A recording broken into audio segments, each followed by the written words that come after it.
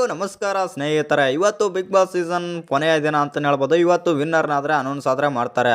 ಇನ್ನು ಈ ವಿನ್ನರ್ನ ಅನೌನ್ಸ್ ಮಾಡೋಕ್ಕಿಂತ ಮುಂಚೆ ಟಾಪ್ 3 ಯಾವೆಲ್ಲ ಸ್ಪರ್ಧೆಗಳಿದ್ದಾರೆ ಅಂತ ತಿಳ್ಕೊಂಬರೋಣ ಬನ್ನಿ. ಅದಕ್ಕಿಂತ ಮುಂಚೆ ಯಾರೆಲ್ಲ ಚಾನಲ್ಗೆ ಸಬ್ಸ್ಕ್ರೈಬ್ ಮಾಡ್ಕೊಂಡಿಲ್ಲ ಸಬ್ಸ್ಕ್ರೈಬ್ ಮಾಡಿಕೊಂಡು ಬೆಲ್ ಐಕನನ್ನು ಆಲ್ ಇಟ್ಕೊಳ್ಳಿ.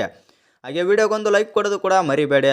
ಇನ್ನು ಇವತ್ತಿನ ಬಿಗ್ ಬಾಸ್ ಗ್ರ್ಯಾಂಡ್ ಫಿನಾಲೆ ಬಂದ್ಬಿಟ್ಟು ಇವತ್ತು 11 ಗಂಟೆಗಾದರೆ ಎಂಡ್ ಆಗುತ್ತೆ ಅಂತಲೇ ಹೇಳ್ಬೋದು.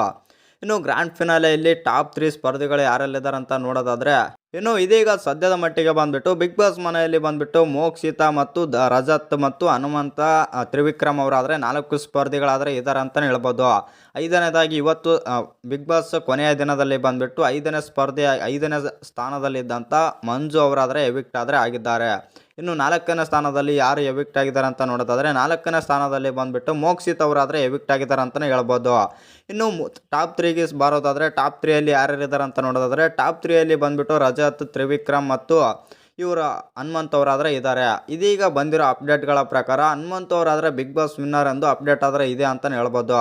ಇನ್ನು ನಿಮ್ಮ ಪ್ರಕಾರ ಯಾರು ವಿನ್ ಆಗಬೇಕು ಮತ್ತು ಯಾರು ವಿನ್ ಆಗಿದ್ದರೆ ಚೆನ್ನಾಗಿರ್ತಿತ್ತು ಅಂತ ಕಮೆಂಟ್ ಮಾಡೋದನ್ನು ಮರಿಬೇಡಿ. ನನ್ನ ಪ್ರಕಾರ ಹನುಮಂತ್ ಅವರು ವಿನ್ ಆಗಿದ್ದು ಚೆನ್ನಾಗಿತ್ತು ಅಂತಲೇ ಹೇಳ್ಬೋದು. ನಿಮ್ಮ ಪ್ರಕಾರ ಯಾರು ವಿನ್ ಆಗಬೇಕಂತ ಕಮೆಂಟ್ ಮಾಡೋದನ್ನು ಮರಿಬೇಡಿ.